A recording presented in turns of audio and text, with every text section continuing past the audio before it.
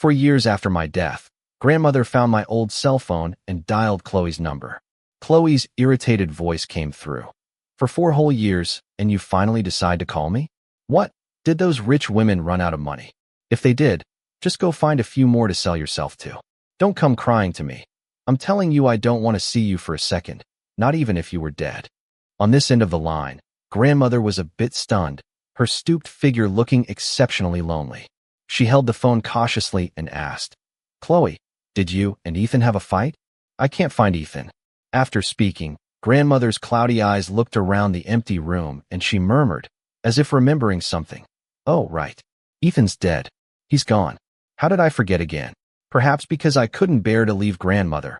I'd stayed by her side since my death. Unfortunately, grandmother had Alzheimer's and often forgot I was dead. This time her illness acted up again. She wandered off to the park alone and forgot the way home. The stubborn little old lady sat on a bench, muttering, It's okay if I can't find my way. Ethan will definitely come looking for me when he realizes I'm not home. My spirit guarded grandmother. Even though she wasn't far from home, because she couldn't hear me, I couldn't guide her. As the sun began to set, I, as a spirit, started to panic, jumping up and down. An almost 80-year-old woman. If she didn't get home soon and spent the night alone in the park, she definitely wouldn't make it. Fortunately, grandmother seemed to realize this too. Seeing the dwindling number of people around, she finally stood up.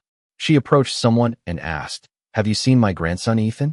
I knew that if grandmother asked someone and they talked a bit, they'd understand her situation and most likely take her to the police station. Once at the police station, grandmother would be safe at home. Unfortunately, grandmother asked the wrong person, because the person she grabbed was Chloe. Chloe looked at grandmother, her tone tinged with, Where did Ethan go? Why are you here alone? It's so late, and he's letting an old lady like you stay in the park? He must be with those. The last few words, perhaps she didn't say them out of respect for grandmother, but I knew what she meant. She wanted to say he must be fooling around with some other woman again. See, even though I've been dead for 4 years, this woman hasn't lessened her disgust for me one bit. Grandmother didn't understand what she meant. Seeing Chloe, she was actually very happy. Chloe, you haven't been over for dinner in so long. Don't you love grandma's dumplings the most? It's your birthday tomorrow. Come over for dumplings. You young people should cherish your relationships. Ethan is a good kid. He just likes to keep things to himself. When Ethan went out today, he said he was going to buy you a birthday present, a surprise for tomorrow. So grandmother's memory was stuck on that day. Back then, we were still very much in love, inseparable like all couples in the honeymoon phase, and her childhood sweetheart hadn't appeared yet. What a pity. Hearing this, Chloe's lips curled into a sneer. Grandma, this isn't funny. Ethan and I have already broken up. You say he went out to buy me a birthday present? I'm afraid he was buying a birthday present for some other woman. Grandmother was stunned. You broke up? But Ethan never told me. Chloe, don't be angry. When Ethan gets back, I'll teach him a lesson. The little old lady looked adorable when she was angry. I wanted to hug her, to tell her not to be angry, but my body passed right through hers. For years, and I still hadn't gotten used to being just a spirit. Chloe laughed even harder. It was obvious she didn't believe grandmother. I told you, we really broke up. If these are all tricks Ethan taught you, I'll forgive it this once. Please don't mention his name in front of me again. Just then, 2 older women from the same neighborhood walked over, looking surprised to see grandmother. Ma'am, it's so late, why aren't you home? Don't tell me you've forgotten where you live again. After saying this, she clicked her tongue at the other woman.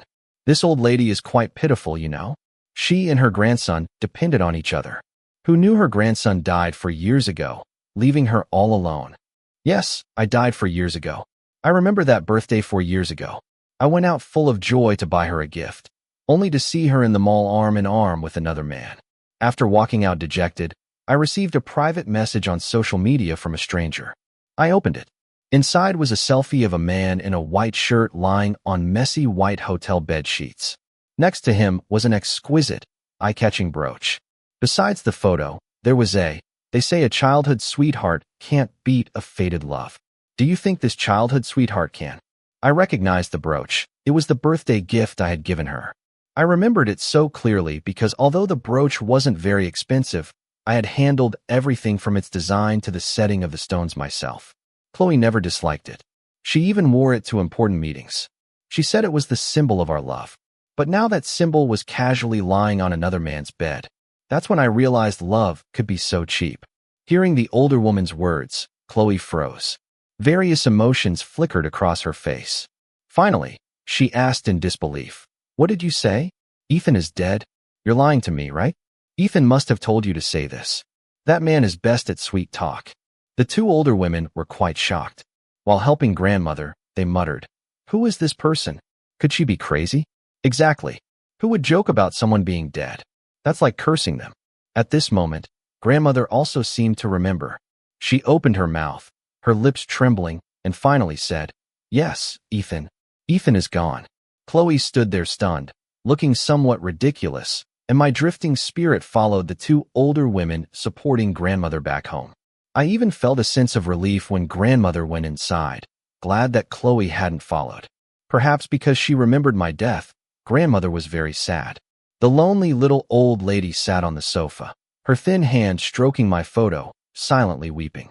"You tell me, you young rascal, how could you leave before your grandmother?" I floated over, wanting to wipe her tears, but I passed right through. I could only cry and try to comfort her. "Grandma, Ethan didn't leave. Ethan is right here." Unfortunately, grandmother couldn't hear me. The doorbell rang at that moment, followed by Chloe's voice. "Grandma, open the door. It's me, Chloe." I was shocked. No, I couldn't let her open the door.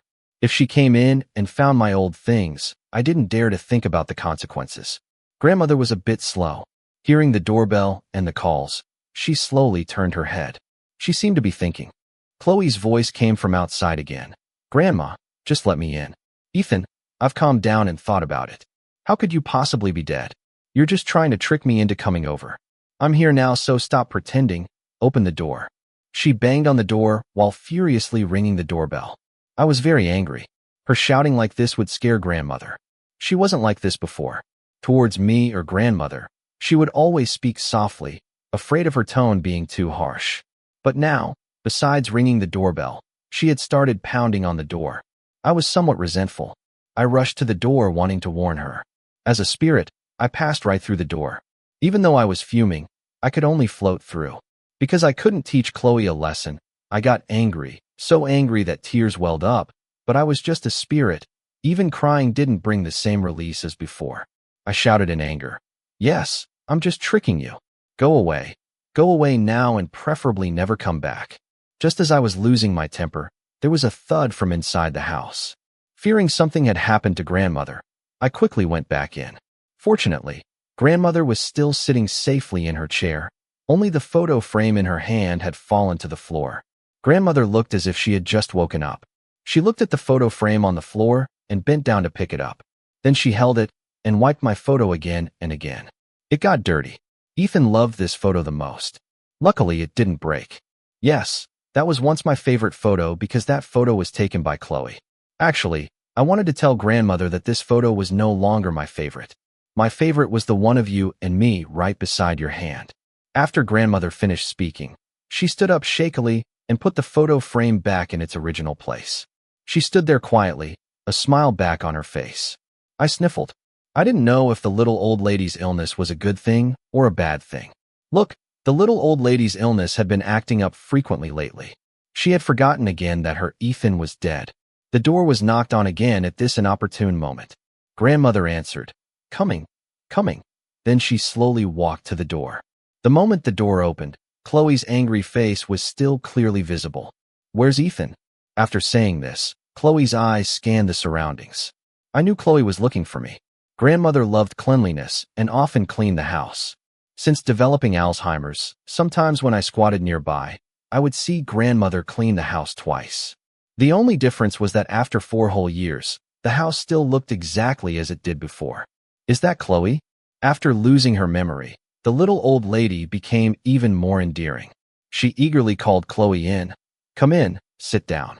"Ethan." "Ethan went out." "Yes, he went out, but where did he go?" she said, turning to look out the window, muttering, "It's already dark.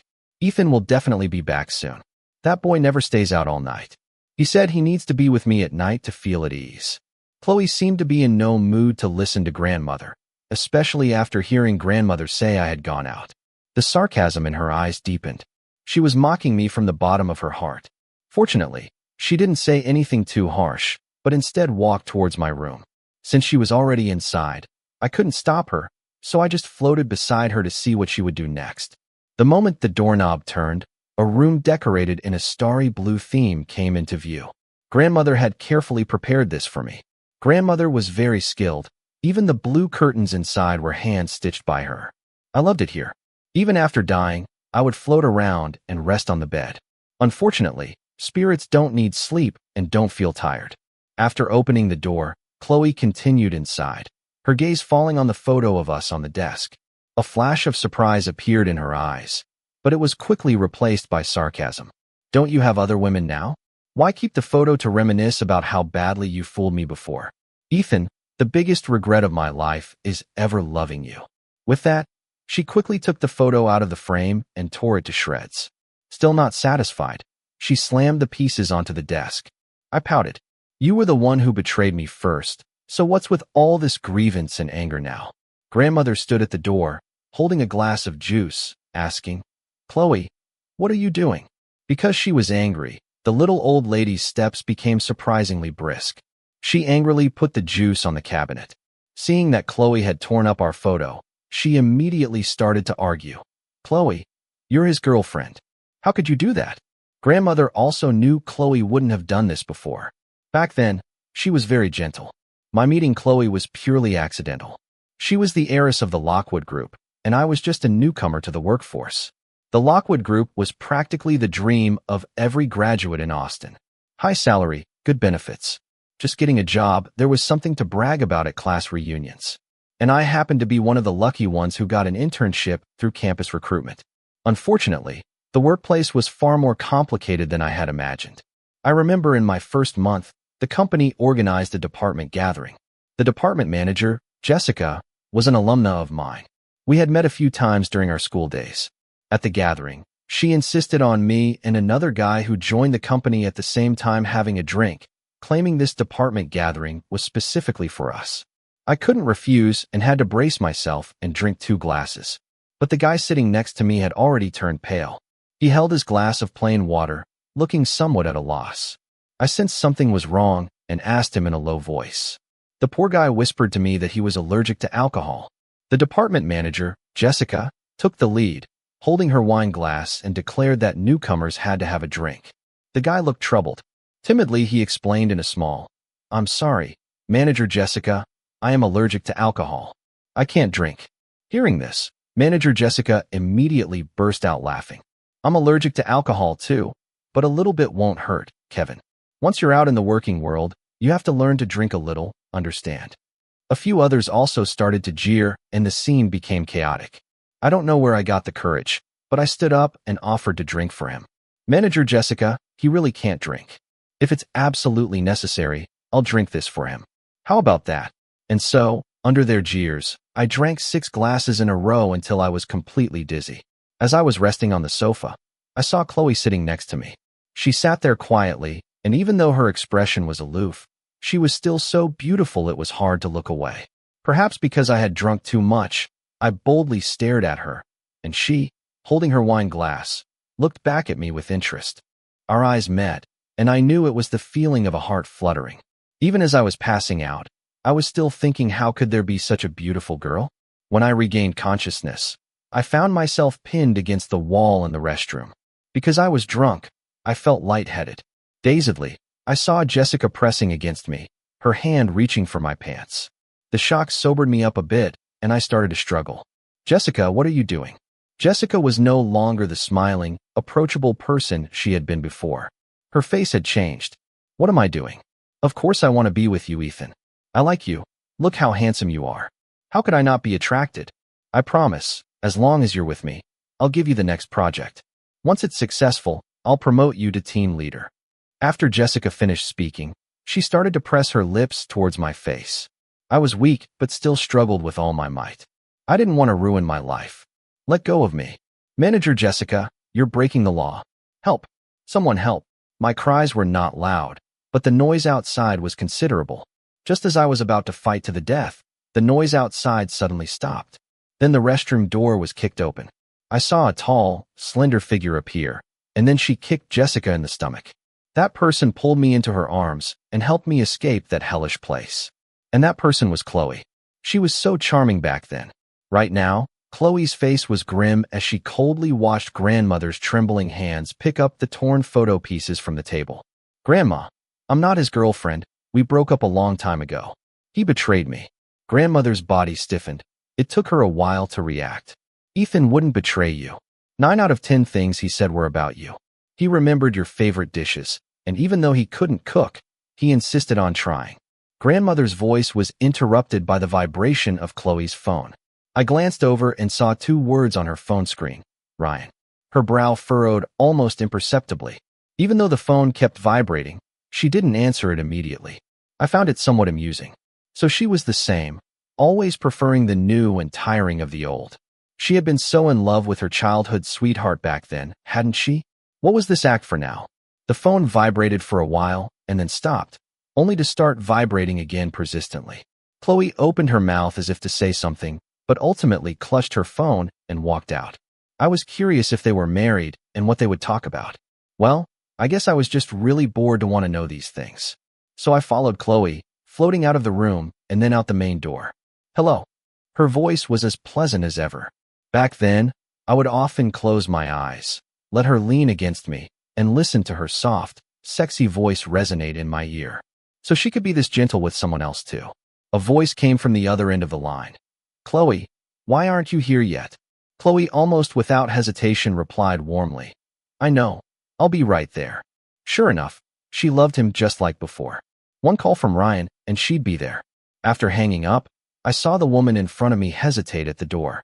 Grandmother sat on the stool, seemingly still unable to understand why I and the Chloe I loved so much had broken up, her expression somewhat sad.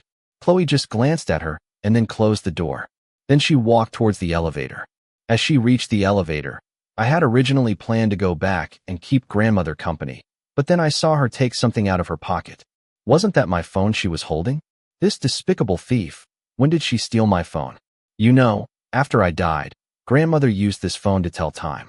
I furiously lunged at her, still passing right through her body. The elevator doors opened, and she stepped inside. I floated angrily above her head, fuming. Chloe, I never thought you'd have such a fetish. This is theft. You'll end up in the police station, you understand? I advise you to return it now, or I'll follow you forever. You're a thief, understand? Even though I was roaring, she couldn't hear me at all. Instead, she put the phone in her pocket and nonchalantly left the building, getting into a Maybach parked at the entrance. The contents of the phone were what worried me the most. Although I didn't want to see those two being lovey-dovey, I had no choice but to follow her into the car. But the destination wasn't her home, it was a hotel. Seeing the familiar place, a part of my body seemed to awaken and a sharp pain shot through me. Why here? Why was their meeting place the very hotel we had once stayed at, and it was even the place where we were supposed to get engaged? Watching her get out of the car, I shouted, Chloe, can't you find another place for your dates? When I followed her inside, I realized it wasn't a date at all. It was an engagement party. Ryan was wearing a suit, looking as handsome as a prince from a fairy tale. See, fairy tales are all lies. The princess and the prince are the ones who belong together. Ryan happily came forward. Chloe, where were you? I couldn't find you anywhere. The Ryan before me had smiling eyes, and even his tone of voice was gentle. As he spoke, he reached out to take Chloe's arm. I thought that after so many years and since I wasn't human anymore, I should be able to see things more clearly. But when I saw Ryan and Chloe's intimate gesture, I still couldn't help but feel disgusted. I don't know if Chloe did it intentionally, but the moment Ryan reached out, she sidestepped his hand and walked towards Mrs. Lockwood. Dad, Mom. Ryan's hand missed and a flicker of ruthlessness crossed his eyes, but he quickly retracted his hand, looking embarrassed. Suddenly, he looked in my direction and gritted his teeth, whispering, Ethan, you damn thing. Are you still haunting me after all these years? I was stunned. Could Ryan see me? I waved my hand in front of his eyes. Thankfully, he couldn't. Ryan, however, took a deep breath to compose himself, then put on a smile again and turned towards Chloe's parents. But Chloe turned and walked over, saying calmly, the guests haven't all arrived yet. I'm going to the restroom. You stay here and keep Dad and Mom company." The words Dad and Mom had already made Ryan's eyes curve with a smile.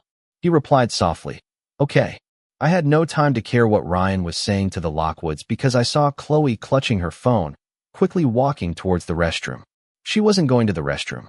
She had other plans.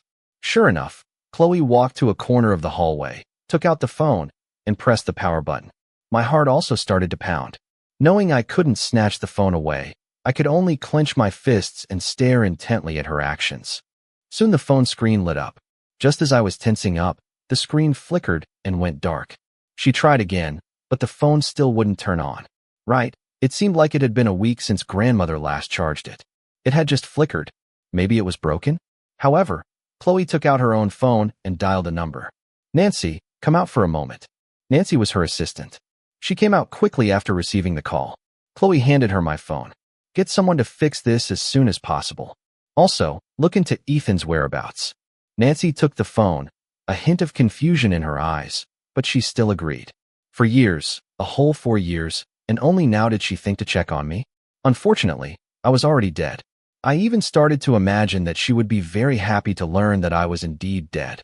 After all, the man she detested, the man she didn't want to see for a second, had finally disappeared from this world. Soon Chloe was called back by Mrs. Lockwood. The hotel was filled with guests, all there to witness their happiness. It wasn't that I hadn't once longed for this moment, but unfortunately, I never made it to this day. Chloe was called onto the stage by the host and began her speech. While I floated in front of her, flying back and forth, her brow was constantly furrowed. I was indignant and leaned close to her ear, asking, "Chloe, you fickle woman, now that you've gotten what you wanted, what are you still dissatisfied about?" Chloe couldn't hear me, but her gaze remained fixed on the entrance. I followed her gaze, but didn't understand what she was waiting for. Was she waiting for Nancy to come back and tell her I was dead? Even if she found out, so what? The MC suddenly handed the microphone to Chloe and asked with a smile, "Miss Chloe, do you wish today was your wedding day with Mr. Ryan?" The whole room was silent. Everyone was looking at Chloe, and I also turned my gaze to her. Her lips moved. She looked at Ryan beside her and was about to speak when her phone vibrated again. "Excuse me, I need to take this call." When the call connected, I floated closer to her again and heard Nancy's voice from the phone. "Ms. Lockwood, Mr. Ethan might have died 4 years ago. 4 years ago, there was a car crash into the sea. There's evidence suggesting the car owner was very likely Mr. Ethan. However, the police searched for half a month without success, and since Mr. Ethan's only relative was his elderly grandmother, they gave up." Nancy's voice wasn't loud. Only Chloe and I could hear it. I saw Chloe's face instantly turn ashen. Then with trembling hands, she pressed the end call button and opened the message Nancy had sent her. It was the news report about my car falling into the sea 4 years ago. Although it only vaguely reported that the victim was a man surnamed Ethan, anyone who paid a little attention to the date of my disappearance could guess it was me. I moved closer to her, trying to blow her hair up, and said in a playful, "See? I told you I was dead, and you still didn't believe me, Chloe. Oh, Chloe, why are you still the same as back then? No matter what I say, you never believe me." As soon as I finished speaking, Chloe coughed up a mouthful of blood. The bright red blood splattered on the red carpet and instantly disappeared. Everyone panicked, and Ryan was also stunned. Chloe, who had just vomited blood, fell straight down. "Chloe," I shouted, lunging forward to catch her, but her body still passed through me, and she fell heavily to the ground. The scene instantly erupted into chaos. The Lockwoods were also terrified. A few people who reacted quickly helped carry Chloe to a car and rushed her to the hospital. I didn't know what to do next, so I just floated into the car and squatted beside Chloe, staring at her. "Chloe, didn't you say you wouldn't even look at me if I died?" When Chloe woke up again, I was boredly floating around the room. VIP hospital rooms were indeed different from ordinary ones. The space was large, and I could even do a few somersaults without any problem. Seeing Chloe wake up, the Lockwoods quickly rushed in, along with Ryan. Mrs. Lockwood asked with concern, "Chloe, what's wrong with you? Have you been working too hard lately?" Chloe smiled faintly. "Mom, I'm fine. Mom, can you all go out? I want to sleep alone for a while." Ryan opened his mouth as if to say something, but in the end he could only leave with the Lockwoods. The hospital room instantly became quiet again. But Chloe suddenly threw off the covers and with difficulty moved towards the bathroom. I had originally wanted to follow, but then I felt it wasn't appropriate. However, strange sounds came from the bathroom. Curiosity drove me to go in. I saw Chloe crying with red eyes. Although she tried her best to control it, tears still flowed uncontrollably. In the end, she started to dry heave. I had experienced this feeling too. When a person is sad to the extreme, they will vomit. Chloe, so knowing I was dead didn't make you happy at all, did it? After vomiting, Chloe washed up again and then dragged her exhausted body back to the hospital bed. For some reason, Chloe fell asleep and I, lying beside her, also fell asleep. I was awakened by the sound of Ryan's voice. He was still using his harmless-sounding voice to ask after her well-being. Chloe responded vaguely, and soon Nancy also came in. Seeing Nancy, Chloe asked, "Take me to the place where he had the accident. Also arrange for someone to find out exactly what happened in that car crash." Hearing this, a flicker of panic crossed Ryan's eyes. Although it was only for a moment, I still caught it. Regarding my death by drowning, I actually didn't remember it very clearly. Perhaps because I was just a spirit, even my memories with Chloe had only recently come back to me. Chloe and Nancy left. Just before, I saw Ryan hastily make a phone call, looking very strange. So I floated out after them. "Did you take care of what I asked you to do? I know it's been 4 years, but you also know that if Chloe wants to investigate, it's impossible for her not to find out. Are you sure you didn't leave any loose ends? But what's happening now? For so many years, I've been trying every way to prevent her from knowing that damn man is dead, and in the end, she still found out." It dawned on me. So the damn man Ryan was talking about was me. I was so angry I thrashed around, cursing at him. "You're the damn man. Wait, so my death wasn't an accident, but meticulously planned by Ryan? Murder? How dare he?" I furiously lunged at Ryan again and again. However, I just passed through his body back and forth. In the end, I got tired too and simply followed Chloe, wanting to see the place where I died. After all, I heard my body still hadn't been recovered. TSK, so pitiful. Floating into Celeste's car, I happened to see Nora hand her the repaired phone. What they call when it rains, it pours. I truly witnessed it today. My heart, like dead ashes, I watched Celeste unlock my phone and enter the password. Unfortunately, she guessed it right again. The password was her birthday. If I hadn't died so suddenly and hadn't had time to change it, I definitely wouldn't have let her succeed. Soon she saw the private messages in my social media app, saw Leo's provocations to me and the photos he sent me. I simply floated in front of her, fuming. "Do you see it now? You betrayed me, not the other way around. You even slept with him." After reading the messages, Celeste's hands trembled uncontrollably. Finally, she closed her eyes and asked in pain, "Julian, why didn't you tell me back then? It's all my fault, all my fault." Yes, it was all her fault. Actually, I had asked her back then. The day after Leo sent me the photos, I went to her office and confronted her. "Celeste, did you sleep with Leo?" But Celeste suddenly seemed like a different person, sneering at me. "So what if I did, Julian? Who are you to me? Why should I report everything to you? Think I don't know what you've been doing behind my back? Listen up. I, Celeste Lockwood, have never loved you. Just yesterday she had told me she loved me. Today she was leaning in another man's arms, denying everything. I stared blankly at it all, unable to believe my ears. Later, Leo looked down at me with a smile and said, "Julian, let me tell you the truth. You were just a substitute for Celeste's affections. Now that her real boyfriend is back, you the substitute should get as far away as possible." I clearly remembered just a few days ago she was leaning in my arms, looking at me smugly and saying, "Julian, you weren't very well behaved last night. I'm yours now. You have to take responsibility for me." Thinking back now, we actually had many sweet moments. The car quickly arrived at its destination. After Celeste got out of the car, she went straight to the trunk and took out a set of diving gear, putting it on. Nora was shocked by her actions. Before she could speak, Celeste had already found the spot and with a leap, jumped into the sea. I jumped in with her. The sea was very deep, and the further down we went, the darker it became. Behind us, only Nora's anxious voice could be heard. "Ms. Lockwood, the most professional diving team we hired is coming soon. Please wait." Even though I was now a spirit, I was still a little scared. This time she dived in for a long time.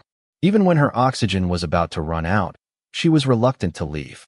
Nora was already urging her through the communication device. Ms. Lockwood, your oxygen is almost out. You should come up. If you continue like this, you'll die too. She said nothing and continued to dive deeper. Fortunately, soon members of the diving team also jumped down. They gestured with their hands, signaling Celeste to go up and let them search. But Celeste stubbornly refused to go up. Actually, even I was starting to lose patience.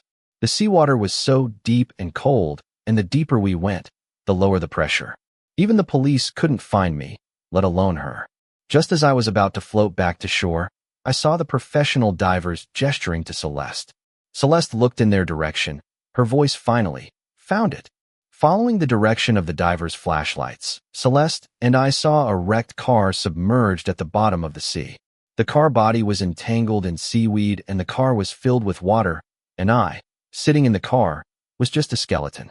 Celeste quickly swam over as if she couldn't believe it. Then she started to desperately pound on the glass, but the immense pressure made the glass indestructible. Fortunately, the divers had tools. They signaled Celeste to move aside, and then several of them worked together to slowly cut open the glass. The car door could finally be opened. Celeste was the first to get in, carefully removing the seaweed entangled on the skeleton.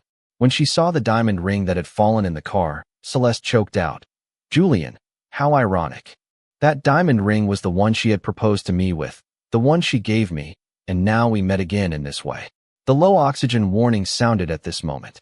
I started to get anxious, desperately urging her to leave. I was worried Celeste wouldn't have enough oxygen to make it out.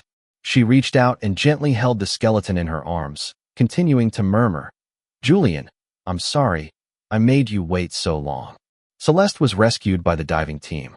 When she was brought ashore, even though she was unconscious, she still tightly clutched my bones in her arms. Celeste was unconscious for 2 full days and nights. The first thing she did when she opened her eyes was to look for my skeleton. Fortunately, Nora promptly told her, "Ms. Lockwood, I've already properly arranged Mr. Julian's remains, rest assured. Without your instructions, no one can dispose of them." Celeste nodded, her face ashen. "Continue investigating what I asked you to." Nora left. I propped my chin on my hand and floated in front of her, unable to stop muttering, "Celeste, oh Celeste, the murderer is Leo. How can you not suspect him?" Celeste, who was lying down, seemed to have thought of something. She slowly got out of bed and walked step by step outside the hospital room. There were very few people on this VIP floor. As soon as she stepped out, she heard Leo's hushed voice on the phone. "If she finds out, I won't escape and you won't live either. Everyone involved with that man back then, get rid of them all." I knew Leo's good days were coming to an end. Sure enough, the next second I saw Celeste, her eyes bloodshot, approaching Leo as if she wanted to eat him. Seeing Celeste like this and recalling the phone conversation, Leo also seemed scared. He timidly called out, "Celeste." But as soon as he finished speaking, Celeste gave a look and her bodyguards immediately pounced on Leo, grabbing his neck tightly and pinning him against the wall. Celeste approached step by step, questioning him. "Why did you harm Julian? Why did you deceive me and why did you deceive him? We had nothing between us. Leo and I trusted you so much. I'm going to kill you." She raised her hand, and the bodyguard's grip tightened. Leo's face turned paler and paler as if he was about to suffocate. I was suddenly stunned. What did Celeste just say? She said they had nothing? I didn't believe it. If they really had nothing, why did she never explain when I questioned her?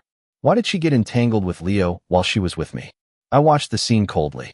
For a moment, I truly hoped Celeste would strangle him. Nora rushed over and pulled the bodyguard's hand away, gasping for breath. "Ms. Lockwood, you can't do this. Mr. Julian died so unjustly. If you kill the culprit directly, wouldn't that be letting him off too easily?" Celeste's body stiffened abruptly. Then she waved her hand again. Leo was able to breathe. His body went limp and he collapsed to the ground, coughing violently. After he finished coughing, he cried pitifully. "Celeste, I'm sorry, please forgive me. Celeste, I was momentarily obsessed. It's all my fault for loving you too much. I didn't want anyone to take you away from me." Celeste gritted her teeth and squeezed out a, "Get out. I don't want to see your disgusting face again." Leo was stunned, staring blankly at the woman he had loved for over a decade. "I'll have Nora gather all the evidence to charge you with Julian's murder. You'll spend the rest of your life in prison. Get out." Leo was startled and stumbled away. I thought I would be very angry too, but looking at Celeste's bloodshot eyes, I suddenly felt a sense of release. I sat beside her, chattering. All right, you're Miss Lockwood, the future heir of the Lockwood family. Why do you look like you're about to cry again? Look, I'm not even crying. It's a pity I died young. Did you know there are so many places I haven't been? Just as I was speaking, I heard Celeste say, You go out too. Make sure you do what I asked you to do. I don't care what methods you use, how much money or effort it takes. I want you to hire the best lawyer and make Leo rot in jail. Nora acknowledged and went out. Celeste smiled bitterly, her eyes bloodshot. She muttered to herself, Julian, I'm sorry, I misunderstood you. You said Leo wasn't a good person. I should have believed you. Actually, while Celeste was hospitalized these past 2 days, I went home to visit Grandma. The little old lady seemed to be doing quite well. A few old ladies from the community came over, all toothless. They sat at home chatting, looking very happy. It was just that when the old ladies unintentionally mentioned their own grandsons, they would suddenly fall silent. But Grandma didn't remember anything and talked animatedly about how outstanding her well-behaved and sensible grandson was and how beautiful her grandson's wife was. I think it's actually good that Grandma doesn't remember those things. When I returned to the hospital, Celeste was packing her things.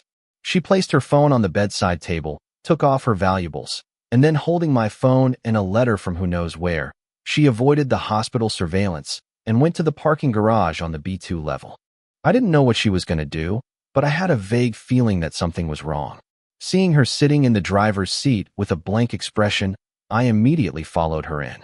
I shouted at her, Celeste, where are you going? Why aren't you taking your phone or your valuables? She couldn't hear me. She just stepped on the gas and sped off. I felt a little panicked, watching helplessly as she floored the accelerator, heading straight for the coastal highway. Even though the car stereo was playing my favorite song, it couldn't alleviate my anxiety at that moment. This foolish woman, she wasn't going to commit suicide by dying for love, was she? Just when I thought Celeste was going to drive the car into the sea, she stopped. I touched my chest, which no longer beat, and let out a long sigh of relief. Foolish woman, you scare me to death. I thought you were going to jump into the sea. Celeste closed her eyes, took a deep breath, then took out a lighter and lit the envelope that had been on the passenger seat. Julian, I'm sorry. Julian, are you nearby? If there really are spirits in this world, I beg you, please accept my letter. The flames slowly grew and a letter gradually appeared in my hand with the words, to Julian, personal written on it. Julian, I'm so sorry to be talking to you this way. But Julian, I really don't know what else to do. I'm so foolish. You've been gone for 4 years, and I thought you were still alive. It was my stupidity.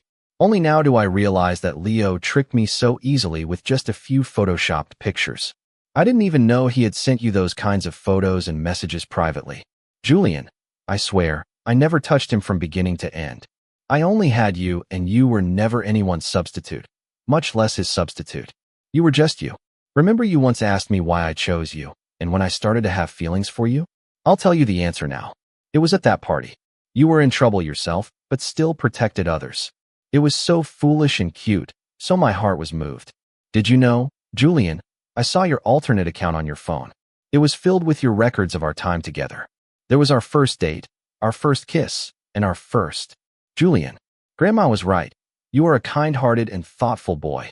I failed you. I saw the last sentence you wrote on social media. Celeste, if I really die, what about you?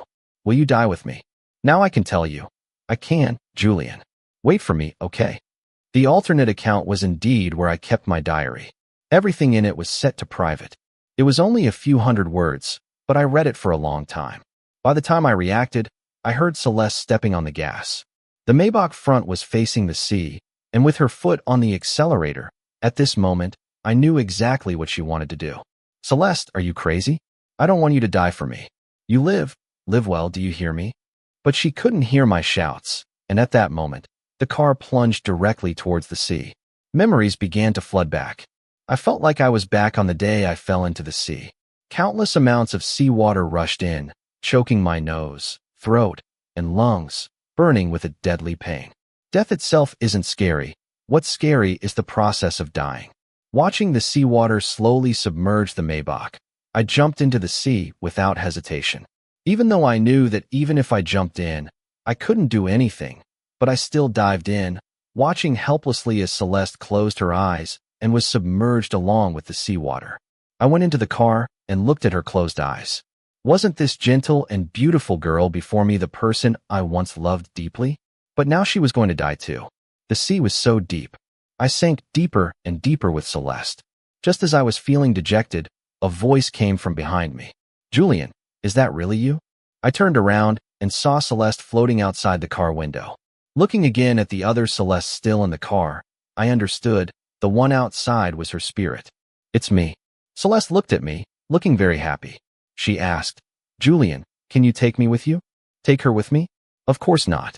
I shook my head. "No, you can't die, Celeste. You have to hold on. They'll come to rescue you soon." "Celeste, I'm already dead. I can't take care of Grandma. If you can live, please help me take care of Grandma, okay? She's my only remaining concern in this world." At this point, I paused. It seemed that besides Grandma, I had forgotten someone. Someone very, very important to me. But who was she? I couldn't remember at all. Celeste smiled bitterly and asked, "What about me?" "You, Celeste, you'll find someone who loves you and someone you love in the future. Start your life over." I seemed to hear a sound, and then the Maybach was lifted by something. Someone had found Celeste who had jumped into the sea. I knew she was going back. Celeste was saved. Not long after she and the car were pulled out, an invisible force pulled her back again. I smiled and waved at her. "Please take good care of my grandma. Please." I tried to keep my expression in the most beautiful state she remembered. When Celeste woke up again, I was still by her side. The moment she opened her eyes, her eye sockets turned red. Unfortunately, she still had an oxygen tube inserted and couldn't speak for the time being. She could only move her eyeballs to look at Nora. Nora understood her meaning, leaned closer, took out her phone, and lifted Celeste's hand. Celeste typed 2 words on it, "Grandma." She really remembered to help me take care of Grandma. Nora glanced at the 2 words and immediately understood. Then Celeste closed her eyes and tears of regret streamed down the corners of her eyes. What's the use of regret? I'm already dead. I squatted beside her, looking at her pained and ridiculous face. Actually, I should be laughing, right? Laughing at her for choosing that man, laughing at her pain, laughing that she deserved to suffer so much. But I still couldn't help but sniffle, feeling terribly sad. I went back to Grandma's side. Celeste didn't break her promise. She found the best caregivers to look after Grandma, and even Nora would chat with Grandma. Grandma was very happy every day. I floated around in the air, overjoyed. One day, Nora was telling Grandma a story when Celeste came. Seeing Celeste, Grandma suddenly asked, "Young lady, are you Julian's friend? You're so pretty, a perfect match for my Julian." Celeste smiled, her eyes reddening again. She hugged Grandma and said softly, "Yes, Grandma.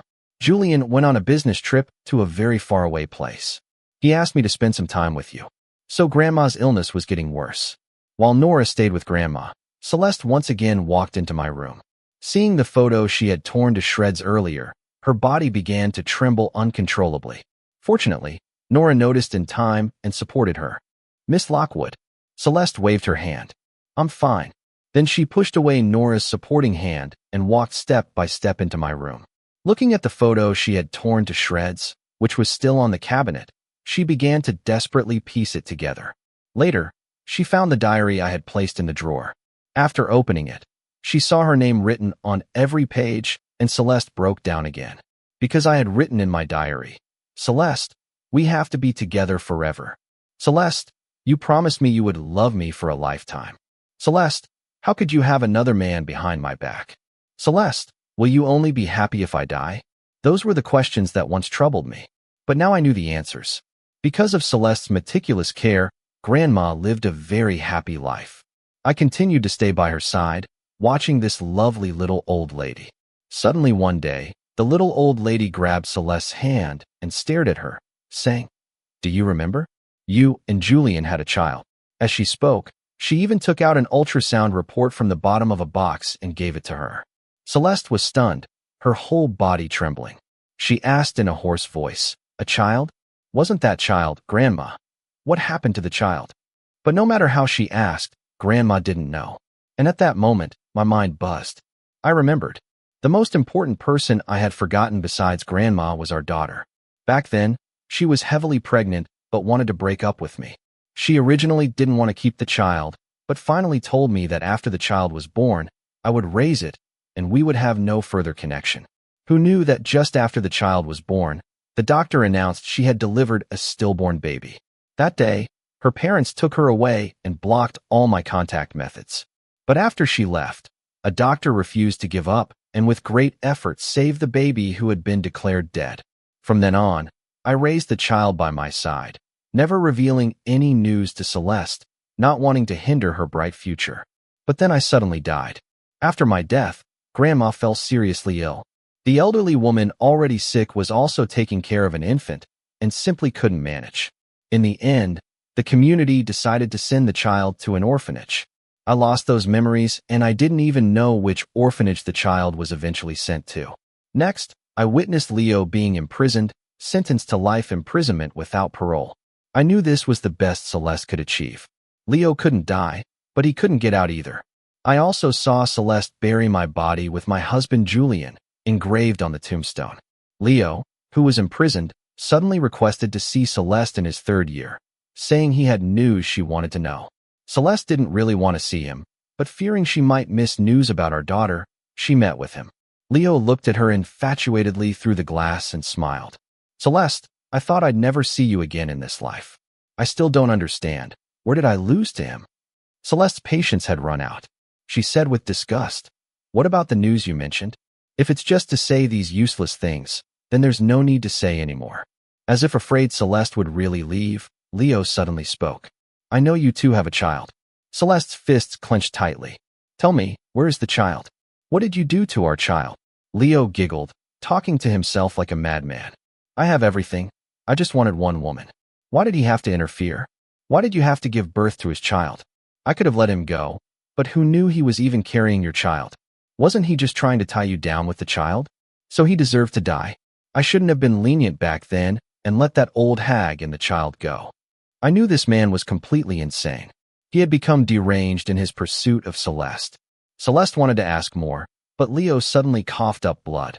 Seeing this, Celeste frowned and asked, "Leo, what did you swallow?" Leo looked pained, but his face still wore a smile. "Poison, of course. It's impossible to get out of prison in this lifetime, but spending a little money to get someone to get me some drugs, how could that be impossible? Celeste, I want you to live in regret and loneliness until you die. What I can't have, no one can." Leo died, and the clue to our daughter was lost again. Unfortunately, Grandma asked the wrong person, but it was as if God was playing a joke. Until Grandma passed away peacefully at the age of 98, she still couldn't find her. The only news they got was that our daughter had been adopted by a wealthy family. Fortunately, Grandma lived very happily for the last 20 years, and even at the moment of her departure, her face was full of smiles. Epilogue. The day Celeste left was the second year after Grandma's passing. The middle-aged woman, not yet 50, already had a full head of silver hair. As her life neared its end, she looked into the distance, her eyes full of anticipation. She murmured words that no one could understand. She said, "Julian, will you come to pick me up? Julian, why for 20 whole years haven't you even come into my dreams? Julian." She reached out, grasping at the empty air in front of her. But at that moment, she saw a little girl who looked very much like Julian. Celeste smiled. "Julian, is that you? I knew you would come to take me away." However, the girl walked up to her, gently shook her with a concerned look. Grandma, what's wrong with you?" "Grandma, hold on. I'll call an ambulance for you right now." With only a sliver of consciousness remaining, Celeste still couldn't figure out if the person in front of her was Julian or their lost daughter. But she knew one thing very well. She had hurt him too deeply. He probably wouldn't even come to see her again, even in death.